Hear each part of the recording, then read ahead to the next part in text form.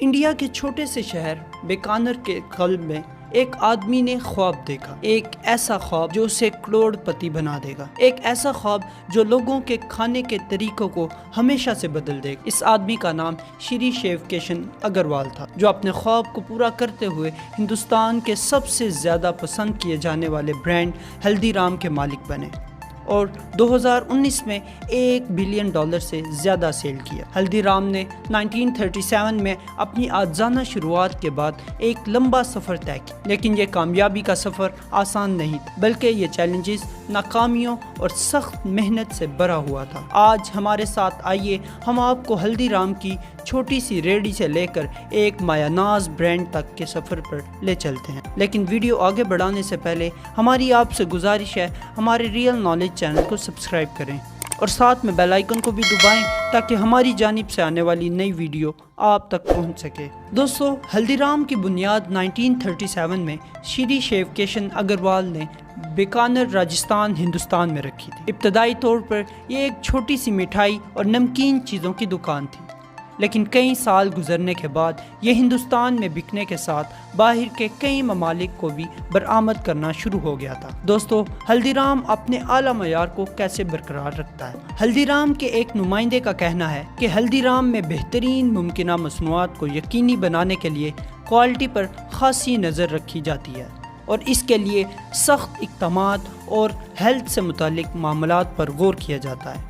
اس کے ساتھ ساتھ یہ اپنی مینوفیکچرنگ میں جدید ترین ٹیکنالوجی اور آلات کا استعمال کرتے ہیں۔ اس کے علاوہ یہ کسٹمر کی سیٹسفیکشن کو یقینی بناتے ہیں۔ اس کے ساتھ ساتھ سب سے مین اسٹریٹجی یہ تھی کہ انہوں نے ہلدی رام کے نئے سٹورز اور سہولیات کو پورے ملک میں اور ملک سے باہر پھیلایا اور مقامی اور عالمی سطح پر اپنی رسائی کو بڑھانے پر بھی توجہ مرکوز کی تھی۔ 1941 میں گنگا بشن اگروال نے اس کی بنیاد رکھی۔ انہیں سب شوق سے ہلدی رام کہہ کر بلاتے تھے، اسی لیے ان کے برانڈ کا نام ہلدی رام رکھ دیا گیا۔ بچپن میں ہی وہ اپنے فادر کی دکان میں کام کرتے تھے اور اعلیٰ بزنس اسٹریٹجیز کو اچھے سے سمجھ رہے تھے۔ ان کی دکان پر موٹی سیو بکا کرتی تھی اور باہر سے لوگ آ کر خریدتے تھے۔ ہلدی رام نے کچھ الگ کرنے کا سوچا اور اپنے فارغ وقت میں ایک تجربہ کیا اور موٹی سیو کی جگہ باریک سیو بنائی اور بیسن کی بجائے دال مٹ سے بنائی اور اس کا نام ڈونگر بجیا رکھ دیا اور قیمت $2 کی بجائے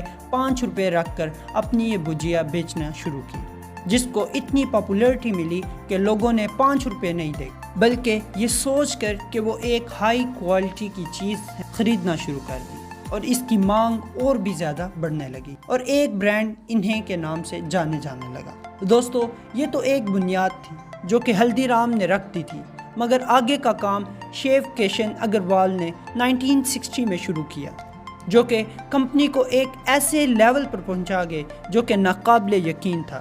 یہ ہلدی رام جی کے پوتے تھے۔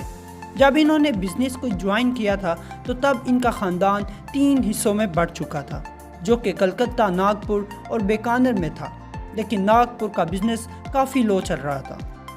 ایسے میں ان کے فادر نے ناگپور کے بزنس کو چلانے میں ان کی مدد کے لیے بیچ دیا، لیکن وہاں ان کی بجیا نہ چلی کیونکہ وہاں کے لوگوں کے لیے وہ بالکل ایک نئی چیز تھی۔ اسی لیے انہوں نے مارکیٹ ریسرچ شروع کر دی اور آگے پیچھے کے بازار میں جا کر لوگوں کے انٹرسٹ کو سمجھا تو انہیں اندازہ ہوا کہ لوگ مٹھائیاں زیادہ شوق سے کھاتے ہیں۔ تو انہوں نے ایک تجربہ کیا اور کاجو اور چینی کو ملا کر ایک مٹھائی تیار اور دگنے پیسوں پر سیل کرنے لگے، جو کہ وہاں کے لوگوں کو بہت پسند آئی اور اس کی ڈیمانڈ بھی بڑھتی چلی گئی، جسے کاجو کتنی کے نام سے مشہور کیا گیا۔ ان کی دکان پر بھی جو بھی کسٹمر آتا وہ اسے مفت چکھنے کے لیے دیتے اور دیکھتے ہی دیکھتے یہ دکان پاپولر ہو گئی۔ دوستو، اس کے بعد جا کر انہوں نے کلکتہ کی دوسری نمکین چیز بھی انٹروڈیوس کروانا شروع کی۔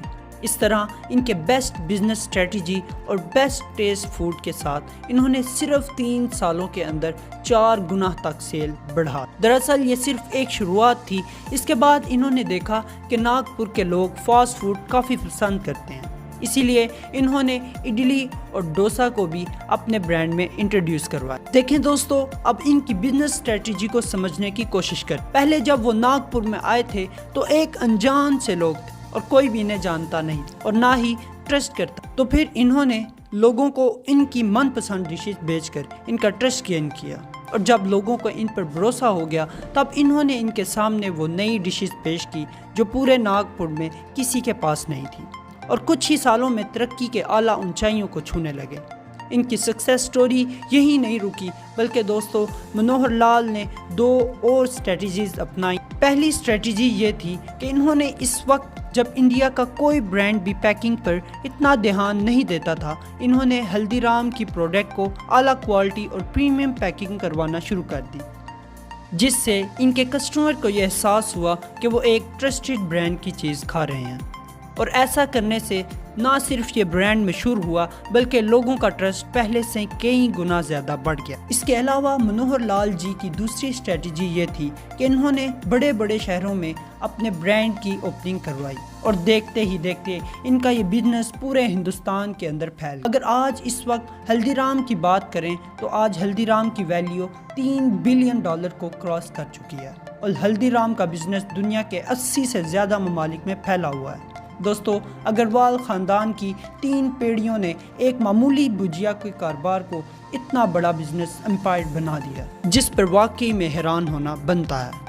اب دوستو آپ بھی غور کریں کہ اگروال خاندان نے کس انتھک محنت اور لگن اور نئے بزنس اسٹریٹجی سے کام لیا اور آج اعلیٰ برانڈ بن گئے۔ دوستو ہم امید کرتے ہیں آپ کو ہماری ویڈیو پسند آئی ہوگی۔